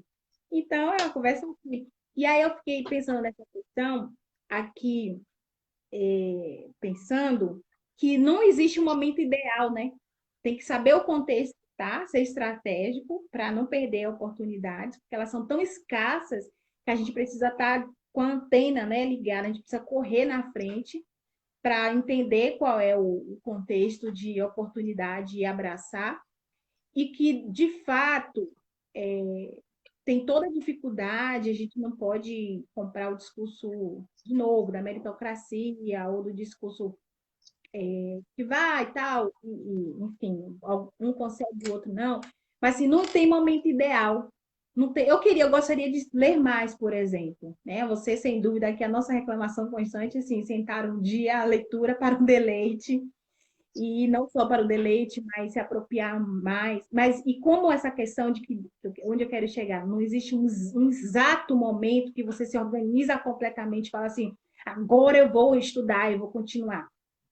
Ir tentando se organizar e tentando entender o contexto. E aí, por exemplo, quando a gente está na universidade, e aí, poxa, aquele dia a gente fez uma organização para estudar, para ler aquela texto denso e tal. E aí, como a experiência da vida atravessa? Aí a gente recebe uma ligação, tipo agora, amanhã me ligou, né? Eu não sei o que é, mas a gente recebe uma ligação, estudando longe, como foi o meu caso, e você depois que foi para São Paulo, o nível de preocupação e de tensão é muito maior com a família, né? E aí vem a notícia que aconteceu alguma coisa no bairro, que alguém, que o primo, que o irmão, que não sei o quê, que a aposentadoria da mãe, sabe? Então, são várias interferências nesse processo de formação que aparecem, não é um caminho linear. Nossa, que bacana! Entrou na universidade, você já relatou isso muito bem, né? Do ônibus, né? Do busão, esperava lá na Pituba para vir para Itinga. Então, do ônibus, da falta de transporte, de uma série de coisas, da falta de dinheiro para comprar o vadimécum, enfim. E aí, às vezes, se vincula esse ingresso na universidade como tá. Ingressou, terminou a graduação, depois da graduação, entrou no mestrado, depois do mestrado, né? Entrou no doutorado, passou na UAB, tal, tal. Tudo ok. Não. E você já trouxe isso bem forte, né? Mas, assim, como é esse dia, né, de você falar, não, hoje eu vou terminar o livro. Aí, como há uma importância muito grande à família, e acho que isso é uma característica, e na verdade é uma ancestralidade nossa, né? Tem gente que tem mais deslocado, assim, mais de boa com a relação com a família, e tem gente que é muito mais afetivo. Isso é de cada um. Mas aí você recebe aquela ligação, ou aí você não recebe a ligação, mas aí você se preocupa se as pessoas estão bem, se estão comendo bem, se está organizado, sabe? Então, não é simples, né? Estudar de fato, independente se é na universidade, se não é, se é no curso técnico, se é um estudo independente, isso pode ser considerado, não deve ser considerado. E o hip hop ensina muito isso, né? O Joca falou aqui, eu queria até ler, não é só o diploma é um diploma. A experiência é muito mais. Então, o estudo independente para fazer a música, para fazer a poesia, para si, ou para não fazer nada necessariamente que tenha um produto que vai chegar em outras pessoas, mas o estudo, ele, em qualquer nível, qualquer etapa, ou se é na universidade ou não é, ele tem interferências porque as nossas vidas não são lineares e ela não é daquele cientista que um belo dia senta na varanda, sabe, do intelectual que toma escolhe um bom vinho ou uma boa, sei lá, e senta e vai ler. Compra muitos livros e lê todos aqueles livros. Na verdade, existem muitos atravessamentos aí. E aí o importante é isso, criar estratégias e não desistir, né? Não desestimular, porque não existe de fato um contexto ideal. Você ia falar alguma coisa? Tem uma frase de Gog, que é um cantor de rap, que eu não lembro qual a música, que ele fala que o estudo é o escudo, contra o opressor isso é tudo. E eu tenho essa frase sempre na minha cabeça, assim, quase que como um mantra e tal, de, de pensar no estudo enquanto possibilidade de transformação da vida, e aí também a gente tem necessidades materiais, mas também pensar o conhecimento como uma forma de autodefesa, uma forma de construir conhecimento para se proteger mesmo desse sistema que a gente vive, entender como as coisas funcionam e, a partir daí, conseguir construir estratégias. Quando você fala sobre isto e sobre as coisas que acontecem no meio do caminho, acho que isso é uma das coisas que nos questionam o tempo todo, assim, sobre os passos que a gente dá, os avanços que a gente consegue e os resultados materiais desses avanços. Assim. Acho que isso é uma coisa que talvez seja comum para muita gente que tem a origem que a gente tem e que consegue ocupar certos espaços na universidade. Em vários momentos a gente para e se pergunta: a gente está fazendo tudo isso e algumas coisas tipo não mudam. E a gente fica pensando, mas a gente continua, porque não pode parar, não pode parar. Mas você falou de uma coisa dessas ligações, desses problemas. Tem coisas que são marcantes de a gente estar fazendo uma coisa que a gente acorda concentrado e tem que cumprir uma demanda e que não é demanda acadêmica, que não é uma demanda de trabalho, mas que é uma demanda da família, que é uma demanda de quem está perto da gente, que a gente tem que resolver na hora e pronto. E que a dinâmica da academia, a dinâmica das universidades não dão conta disso, não dão conta também de compreender. E a gente vive o tempo todo tentando controlar, tentando contrabalancear essas demandas para seguir firme nesse caminho. E aí pensar no momento que a gente está vivendo agora, um processo de pandemia, um momento inédito para a nossa geração. Acho que a última vez que aconteceu foi na década de 20. Então, poucas pessoas que viveram lá estão vivendo agora. E que uma série de coisas impactam na nossa vida. Tanto na vida de quem já está na universidade, quanto na vida de quem se planeja adentrar a universidade. De tentar se organizar, de tentar acessar. Eu acho que é uma questão complexa demais, muito complicada, de pensar em organizar estudos, por exemplo. Para quem já está na universidade, para quem já está vivendo uma demanda de tentar se adaptar ou entender como vai funcionar a aula remota, a aula com recurso tecnológico, e que muitos ainda não têm acesso a esses recursos em casa, não têm acesso à internet de qualidade, não têm acesso a um computador de qualidade, a um smartphone de qualidade para conseguir acompanhar o ritmo. Quem já está na pós-graduação tem as demandas de pesquisa, de entrevistas, de acompanhar os debates, de participar de algumas coisas que são relevantes. Quem faz pesquisa nas áreas de exatas, por exemplo, tem que ter laboratório e tal. Isso é impactado.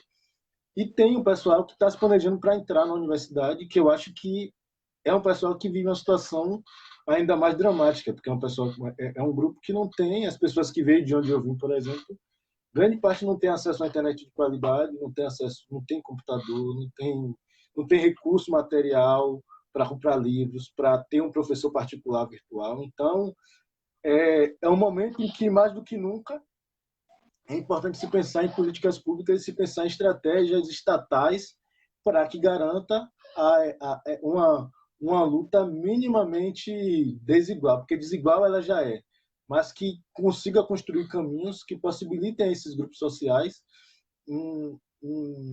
uma disputa com o mínimo de pé de igualdade possível.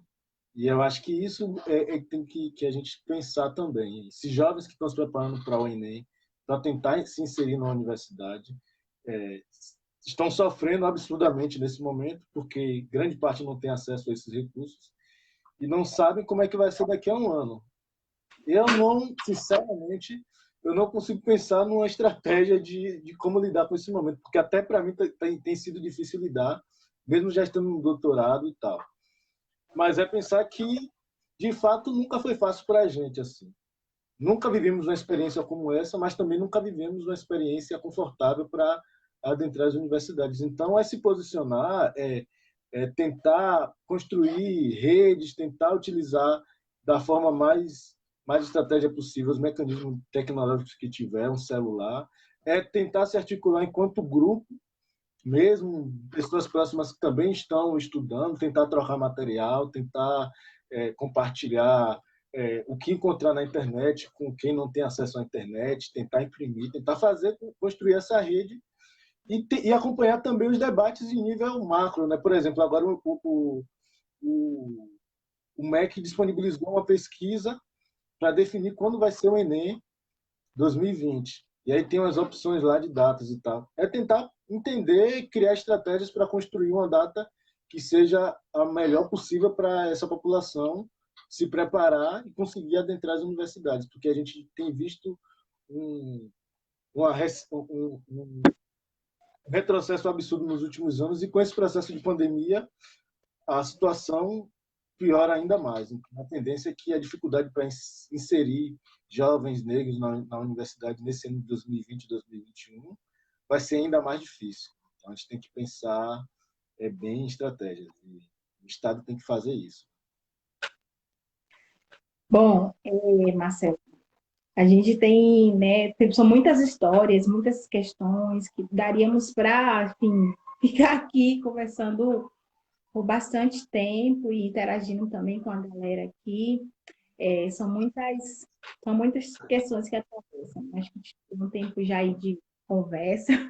A gente pode continuar conversando aqui em casa, mas é um pouco isso, assim, de como você colocou, né? Nunca foi um contexto ideal. Esse contexto está muito mais difícil para todos, mesmo que já tinha um ritmo de organização, de prioridades e tal, de organização do tempo, e tem sido muito difícil, né? Mas a perspectiva, assim, como você colocou, nunca foi fácil, né? A gente pode recordar como foi o dia do Enem, do vestibular. Se não foi lá no dia tranquilão, né? Estudou bastante, estudou no melhor cursinho, tinha a melhor alimentação, infelizmente, né? E foi lá, fez uma boa prova, porque ainda não tinha contexto de pandemia. E a gente foi de busão, a gente enfrentou um monte de desafio, uma galera enfrentou um monte de desafio. Eu digo a gente assim, de modo geral, nós negros, né? E pobres. Então, a gente, sempre foi muito difícil, de novo, né? Pela história desigual de educação que, infelizmente, a gente vive neste país e nesse contexto tem se aprofundado. Nunca foi simples, mesmo nas décadas, se a gente considerar as últimas décadas, eu coloquei aqui a importância da expansão das universidades, as políticas de ações afirmativas, mas sempre foi um contexto muito difícil, mesmo com as políticas de ações afirmativas, há também um mito, né, de que ingressa foi um caminho fácil, não. Precisamos ter uma outra conversa sobre como é organizado, na verdade, a seleção por cotas nas universidades. Isso exige, sim, uma organização, uma auto-organização. A gente, inclusive, tem muitas perspectivas teóricas, né? Uma galera que tem pautado isso mesmo. Os afrocentrados, por exemplo, a importância da auto-organização, da autogestão e, e a elaboração de um projeto, né? A gente precisa passar um projeto de fato, e a gente tem aprendido muito isso no grupo, de um projeto de fato de mudança, com outra perspectiva africana, e esse ingresso nesse espaço dessa universidade, de novo, não é para beber do que eles têm para dizer para a gente, é entender como um caminho estratégico dentro dessa sociedade que enfim, e pautá-los, né? Pautar a ciência, pautar a formação de professores, pautar as pesquisas, trabalhar com nossos referenciais, pautar os professores orientadores também. Então, produzir conhecimento, outros conhecimentos. Se eles vão nos dar o diploma por isso, a gente vai só vai agradecer, né? Então, se ele vai dar o diploma de mestre e de doutores e de graduados, ok, nossa mãe vai gostar, né? Mas a perspectiva de ingressar principalmente entender a educação, a Bell Hooks falar sobre isso, a educação como prática da liberdade. Então, é mais um caminho. Existem outros, é mais um caminho. Eu lembro assim, é que às vezes as histórias pessoais, elas são perigosas também. Eu estou reiterando sempre isso aqui, né? Não é padrão, não é o único caminho, não é a única possibilidade. Mas, hoje você fala de onde você veio, de onde eu vim também. Então, para mim, em alguns momentos de estresse e de tensão, por exemplo, no intercâmbio mesmo, de estresse, de medo, daquele lugar de isolamento que eu estava, para mim a fuga era ler. Então, eu tive crises e de parar assim, peraí, eu vou ter que ler. E aí pegar um livro assim em inglês e sentar, uma estratégia pessoal, não é regra, né? Mas assim, de sentar e passar 4 horas, era tipo uma da manhã até 5, lendo, porque eu estava com medo, eu estava ansiosa, estava me sentindo sozinha, e fui e falei assim, agora eu vou ter que aprender inglês mesmo, eu vou ter que focar minha atenção em algo que... E aí, aquela coisa que Bell fala, né? Educação salva. Então, eu lembro que eu consegui superar aquele momento tentando focar a minha atenção para isso. E eu feito muito isso também, né? Nível de preocupação, de estresse, então ler uma literatura, buscar alternativas, mas o conhecimento, de fato, ele te leva para outras possibilidades e de compreensão histórica, de compreensão do que outra pessoa está produzindo, né? Então tem muitos livros bacanas, tem muita gente produzindo muita coisa bacana, uma produção mais densa, conceitual, tem a literatura que tem a Conceição Evaristo está aí dizendo, né, também, todas as poesias, os poemas, Giovanni Sobrevivente, tem, enfim, tudo, a arte é a potência, né, a música, Valnei citou a música aqui, é a nossa potência. E Joyce King fala muito sobre isso, eu aprendi isso no intercâmbio, né, como a excelência cultural. A gente só alcança excelência acadêmica, se a gente tem excelência cultural. E se a gente tem muitas histórias, né? A gente é excelente da nossa história africana, afro-brasileira. Então, existem várias possibilidades de se potencializar, de pensar estratégias a partir das nossas experiências. Tiago publicou um texto esses dias de que a gente sempre resistiu, né? A capoeira, a dança, enfim. Então, não sei se você quer trazer mais alguma questão para a gente pensar, concluindo. Ver se a galera está um público fiel aí, ó, fiel, porque vou te Eu, dizer, uma hora dessa, acho que Gilberto Gil tá cantando, tem umas lives de música aqui, tudo rolando umas coisas, eu, mas é isso, diga. deixa eu responder. Eu tô olhando aqui no computador os comentários, aí tem uma última pergunta aqui. Uma última, porque eu acho que o tempo já avançou, né? Não sei o que é que você. Mas que Karine perguntou, Marcelo, como você está pensando na militância daqui para frente? Eu acho Diga. que eu acho que não tem assim, pensar a militância daqui para frente. Eu acho que a gente acaba sendo militante o tempo todo. A gente acaba se distanciando de alguma forma dos atos mais no campo prático da rua e desses espaços de debate por conta dessa correria da academia e também eu passei por esse processo de distanciamento geográfico mesmo, de ir para São Paulo e tal, mas de alguma forma a gente continua exercendo essa militância nas coisas que a gente está discutindo, nas coisas que a gente está pesquisando. Pesquisei advogados negros no mestrado e agora eu pesquiso a presença negra nas carreiras jurídicas públicas, que não deixa de ser também uma discussão teórica, mas que também tem um comprometimento com essas pautas e com esses debates, e de pensar a presença negra nesses espaços como importante bandeira do movimento negro historicamente.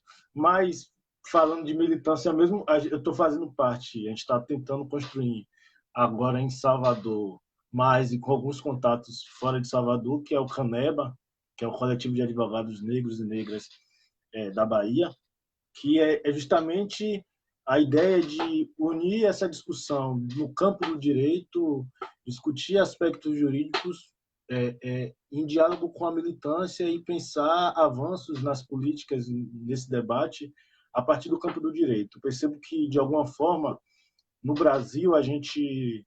Eu lembro que eu fiz até essa pergunta para a Karine numa atividade que ela fez há umas 2 semanas, ela com a Luciana Brito, sobre o direito e o movimento negro no Brasil. Eu tenho a impressão assim de que no Brasil a gente fez uma discussão muito centrada no campo da luta política do movimento social de rua.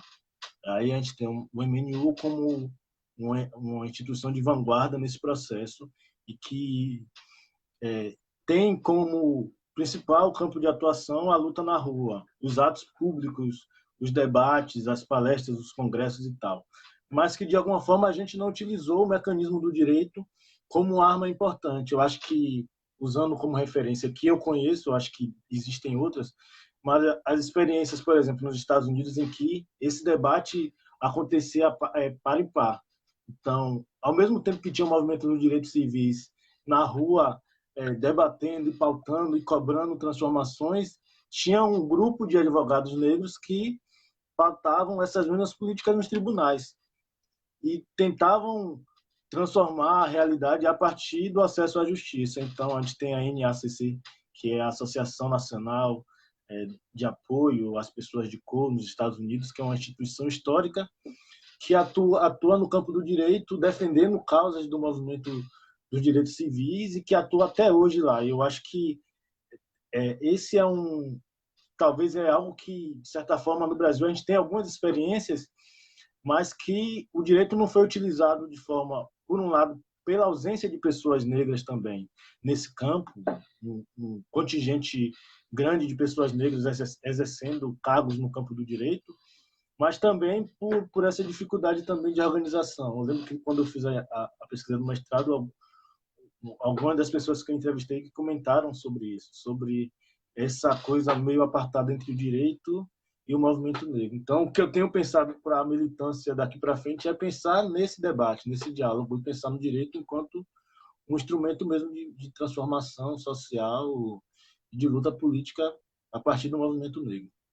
E aí eu queria aproveitar, não sei se já vai encerrar, acho que já tem um tempão e o pessoal já deve estar ansioso, agradecer essa possibilidade. Você vai falar, fale. Eu queria que você falasse assim, bem breve, assim, acho que também tem um tempo, né, de quem tá. Mas assim, o professor Walter falou algo sobre a mobilização nos Estados Unidos do Black Lives Matter e o hip hop no Brasil. Eu só queria que você mencionasse isso, que eu achei aquela reunião que ele fez dessa semana que a gente acompanhou da USP, ele fez uma comparação bacana, assim, acho que eu queria ser retomada. Foi objetiva, né? Foi uma comparação bem rápida, objetiva, mas que eu achei interessante para a gente pensar, né, o hip hop aqui no Brasil. Você podia ler. Eu não sei, eu vou falar a partir do que eu penso, porque eu não sei exatamente. Ele falou e não, de certa forma, não desenvolveu, mas eu fiquei pensando também sobre isso. Eu acho que quando ele fala, ele não fala especificamente no Brasil, mas fala pensando no hip hop enquanto um movimento cultural mundial. E aí, pensar o quanto o hip hop surge num gueto negro, em que existiam latinos, existiam imigrantes de várias partes do mundo, do Caribe, população negra, população latina, todas juntas, e que a partir de uma pauta e de um movimento articulado por pessoas negras, esse movimento aglutina outros grupos sociais. E esses grupos começam a disseminar essa cultura que ganha o mundo. Eu acho que, pensando a partir dessa ótica, é possível fazer um paralelo também com Black Lives Matter, porque ele surge a partir de uma pauta de um grupo específico, que é a população negra, que é vítima de violência policial nos Estados Unidos, que não é vítima só lá, é vítima em todas as partes do mundo, e a partir de um fato emblemático, ele consegue ganhar o país e consegue ganhar o mundo. Então, de alguma forma, a gente pode fazer um paralelo entre o que foi o hip hop, que surge no gueto americano, e o que é o Black Lives Matter, que surge também nos Estados Unidos, como dois movimentos que surgem de uma juventude negra incomodada com o contexto social que está inserido, e a partir daí se dissemina para o globo. Então, a gente teve atos utilizando essa bandeira em vários cantos do mundo. Agora, também não dá para negar que essa bandeira também é uma bandeira histórica aqui no Brasil, e antes mesmo desse movimento lá nos Estados Unidos. O MNU surge em 78 por conta de um ato de racismo no Clube Pinheiros, mas também por conta da morte de um jovem negro em São Paulo. Então, historicamente, essa bandeira da não violência racial, não violência contra a população negra, é uma bandeira histórica do movimento negro. Mas eu percebo que é possível fazer esse paralelo do hip hop e esse movimento atual que tem acontecido. Muito assunto. Então, Marcelo, obrigada. Só você dizer, valeu a galera aí que tem acompanhado. E, enfim, acho que a gente pode ir encerrando. Se tem mais a sua palavra final aí. Dê sua ideia final. Agradecer esse convite, né? Compartilhar um pouco dessa trajetória, falar um pouco dessa experiência. Acho que tem muita coisa para falar e a gente acaba se empolgando no tempo. Mas que eu acho que é importante, não pensando no meu lugar pessoal, mas pensando nesse lugar de jovem negro, e que a minha experiência também é a experiência de várias outras pessoas. Oi? Jovem, mas não, mas eu falo pensando na trajetória mesmo. De um jovem negro que ingressou na universidade, assim ficar melhor, e que conseguiu construir um caminho que ainda é inacabado, ainda tem muita coisa para terminar, tem um doutorado para acabar, tem que correr para dar conta, mas que eu acho que é importante. Eu gosto muito de ver histórias como essa, eu gosto muito de ouvir as pessoas falando de suas experiências, porque às vezes a gente acha que a nossa história é única, ou que a nossa dificuldade só a gente que tem, e quando a gente vê outras pessoas contando e falando um pouquinho de suas experiências, isso também potencializa para que outras pessoas tenham isso como uma possibilidade. Assim como foi comigo quando eu vi Vilma Reis falar há 19, 18 anos atrás, numa atividade da PCE aqui, e aquilo me impulsionou para adentrar a universidade, eu penso que continuar falando isso hoje é importante. Não para ser coach de ninguém, não para dar a receita bonitinha, mas para compartilhar a experiência, e é isso que a gente faz o tempo todo. Quando a gente vai ler a história dos nossos ancestrais, quando a gente vai ler a história da África, quando a gente vai buscar referenciais africanos, quando a gente vai buscar referenciais negros, brasileiros, americanos, caribenhos, o que a gente faz o tempo todo é tentar entender aquele contexto social que aquelas pessoas estavam inseridas, as estratégias que elas utilizaram para superar as dificuldades e conseguir avançar no processo. Então, acho que essa iniciativa que você teve de criar esse espaço de diálogo com as pessoas e disponibilizar para que outras possam acompanhar, eu acho que é importante e vou ficar ligado nas próximas, né? Eu acho que tem muita gente boa para compartilhar, tem muita gente que comentou aqui que pode compartilhar suas histórias, também. Oi? Vá, conclua. Que podem compartilhar suas histórias também e potencializar para que essa luta continue. Como Karina perguntou, quais os próximos passos para a militância? A militância a gente continua, a gente vai, os processos da vida vão engolindo, mas a gente não para.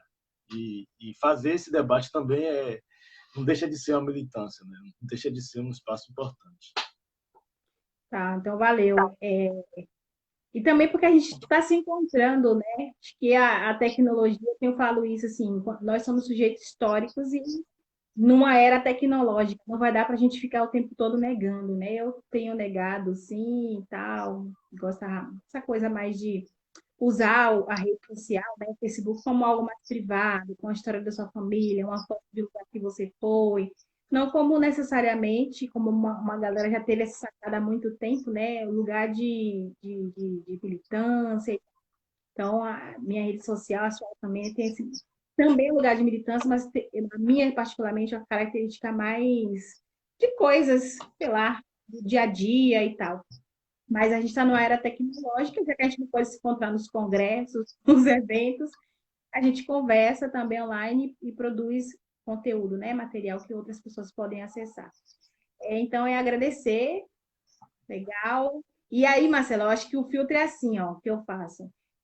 Eu pergunto, e aí, que você, porque eu acho que tem que.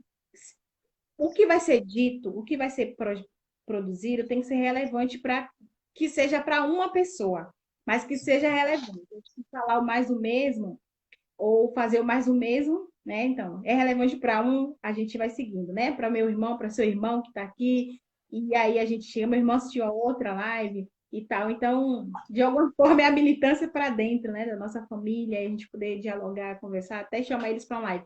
E aí, para eu sondar, minha estratégia é essa, quem está aqui, sondar se realmente é legal a proposta, porque eu sou, como você fala, eu me justifico demais para quem tem razão. E a autocrítica vem o tempo inteiro. Falar, e aí, você gostou da live? Falar, gostei, muito boa e tal. Você gostou da proposta? Eu gostei. Aí, para saber se a pessoa gostou mesmo, eu convido elas. Eu as convido para participar. Então, você foi. Eu perguntei a você, e aí, Marcela? E você é o geminiano termômetro aqui, né? Ah, isso aqui tal, tal. Então, se você aceitou, é porque tá legal. Então, só aceita quem ou não tem tempo, ou se aceitou é porque realmente é legal. E é isso, vamos seguindo. Um beijo, um abraço para todos, saudades dos colegas, da galera. Espero que cada um se cuide, né? Na medida do possível, cuide dos seus. É sempre bom ligar. Vou contar aqui o que você fez com minha avó. Viu? Isso é violência. Ligar para a avó, para a mãe, botar aquela velha recomendação, né? De que, olha, já passou o 15 hoje, já bebeu água, já se cuidou porque é luta, né? E a gente, mesmo à distância, tem que criar estratégias, né? Marcela ligou para minha avó, disse que ela tinha que ficar em casa, senão o governo ia passar lá. A bichinha, é mesmo? Falou, oh, dona Margarida, é assunto da vida privada agora. Ó, oh, dona Margarida, fique em casa. Eu passei aí hoje, a senhora não estava, não, que minha avó estava demais. Minha avó estava saindo. Aqui eu vou cortar, Marcelo. Minha avó estava saindo para ver o cartão do banco, ver não sei o quê, ver não sei o quê. Então é isso, que a gente se cuide dos nossos mais velhos, e que a palavra e que seja sempre presente no cuidado um do outro. Para quem está próximo, está longe. Abraço, valeu. Valeu. Aglomeração só na internet. É, né? Tchau, tchau. Tchau. Tchau.